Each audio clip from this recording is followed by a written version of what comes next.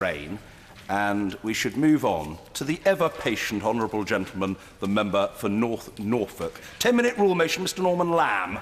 Thank you very much indeed, Mr Speaker. So I beg to move that leave be given to bring in a bill to amend the Misuse of Drugs Act 1971 to provide for the lawful production, packaging, marketing, sale, purchase, possession and consumption of herbal cannabis in specific circumstances by certain persons and for connected purposes. Mr Speaker, it's long overdue that we call time on the so-called war on drugs, launched 45 years ago by the then President of the United States of America, Richard Nixon. In that time, billions of dollars every year go straight into the hands of organised crime. Governments around the world have been corrupted by the drugs trade. Thousands upon thousands of people have lost their lives in countries like Mexico and Colombia. Profits from the drugs trade have funded terrorism, as recognised by the United Nations Security Council, and thousands of our fellow citizens every year are criminalised for using drugs. This has been a catastrophic failure. There is an urgent and compelling case for a more rational approach. Thankfully, around the world, sense is breaking out. In the United States, Colorado, Alaska, Oregon, Washington and the District of Columbia have all legalised cannabis, introducing a regulated market. They've done the same thing in Uruguay. In Portugal, they have decriminalised drug use, a move which now has cross-party support from right to left. Instead, they take a health-based approach. Drug-related deaths and sexually transmitted diseases due to drug use have dramatically decreased as a result of that change. And now in Canada, the new Liberal government there has been elected on a manifesto which commits them to legislating for the legalisation of cannabis. My plea is that in this country we should base our approach on evidence and on reducing harms rather than on fear and anxiety about public reaction. My sense is that the public are in many respects way ahead of the politicians on this subject. Now, my starting point, Madam Deputy Speaker, is that I'm instinctively hostile to drugs, legal and illegal. Tobacco kills about 100,000 people in our country every year. Alcohol causes untold damage to so many families, including its association with domestic violence, and it leads to violence on our streets. The most potent strains of cannabis also carry health risks, including psychosis and memory loss. But do we really think that we best protect people by leaving the supply of cannabis in the hands of organised crime? No criminal is interested in your welfare. They have no idea what they're buying when people choose to buy cannabis. They have no idea how potent the product is that they're buying. So-called skunk is widely available on the criminal market in every town and city across our country. Any idea that we can protect people by keeping it illegal is fanciful. No one now believes that we can actually win the war on drugs. So public policy intended to protect people from harm actually achieves precisely the opposite. And we put billions of pounds every year into the pockets of organised crime. What a spectacularly stupid, self-defeating policy. Now, some people raise the legitimate anxiety about people moving from cannabis to harder, more dangerous drugs. But that risk is self-evidently far higher when you're buying from a criminal who has no interest or who has a direct interest in persuading you to do just that. And on top of that, we criminalise tens of thousands of people every year for the use of cannabis, blighting their careers, damaging their life chances and restricting their ability to travel.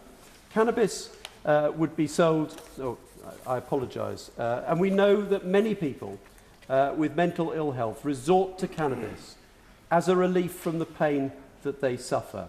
And then we criminalise them. What a cruel, unjust policy. And we criminalise multiple sclerosis sufferers and many others who use cannabis to relieve pain. So I strongly support the End Our Pain campaign. And there's a real hypocrisy here. Whilst all those people are knocked back by criminal conviction, Others, usually more privileged, go on to build successful careers. How many members of this government have smoked cannabis whilst maintaining their support for the conviction of their fellow citizens? The Prime Minister was a reformer.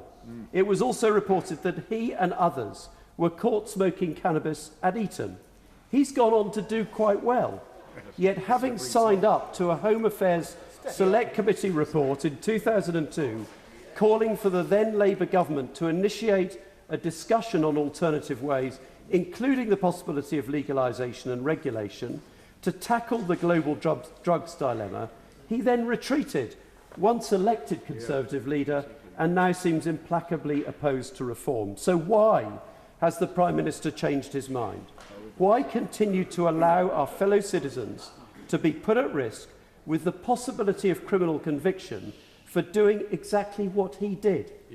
So my party, the Liberal Democrats, commissioned an independent expert panel to advise on a more rational approach. The panel was made up of leading experts and included retired Chief Constable of Cambridgeshire, Tom Lloyd, and the current serving Chief Constable of Durham, Mike Barton. They know better than anyone the drain on police time in dealing with possession of drug offences. Their report, published on the 8th of March, is rational, wise and balanced. It points to a very different approach. This bill seeks to implement their approach. The framework they propose is based on the primary goal of protecting and enhancing public health and community safety, with a particular focus on the health and well-being of vulnerable and marginalised groups. It is guided by evidence, it's deliberately cautious, and it proposes regular reviews. It sets out plans to establish a cannabis regulatory authority. Producers and products and sales would be licensed. Cannabis would be sold through licensed outlets. There would be mandatory provision of health advice to consumers at the point of sale. Cannabis would be sold in plain packaging. There would be a minimum age of 18 for purchase and consumption. Critically, there would be controls on potency. There would be a minimum requirement of 4% CBD, which is important in reducing risk of dependence, psychosis and memory loss. No such safeguards, of course, are available on the current criminal-controlled market.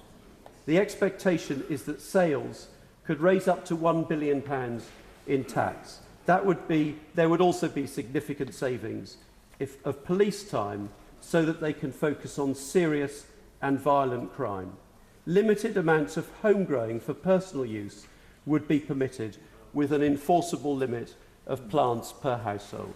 The scheme would also permit small-scale licensed production for membership-based cannabis social clubs, similar to those that have existed for years in Spain. These would have to be operated on a not-for-profit basis and subject to conditions including limiting the size of clubs to less than 100 adult members and limiting per-member production and supply. It would also remain a serious criminal offence to drive whilst impaired by cannabis. Madam Deputy Speaker, I understand why, for many people, the first instinct might be to be fearful of the consequences of legalising cannabis. Yet thinking through the disastrous consequences of maintaining prohibition of this drug, the profiting of criminals, the health risks because you don't know what you're buying, the criminalising of so many people, including those with mental ill health and those with multiple sclerosis, leads to the recognition that a new, more rational approach is desperately needed.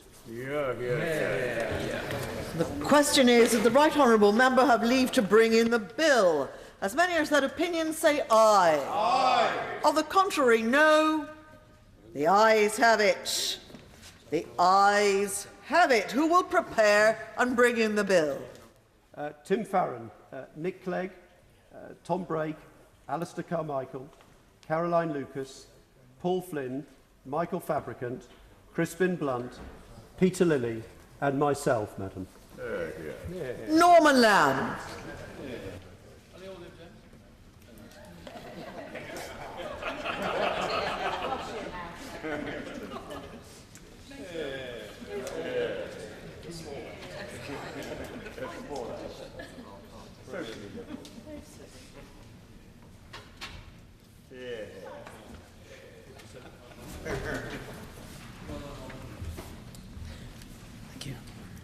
Cannabis Legalisation and Regulation Bill. Second reading what day? Friday, 22nd April.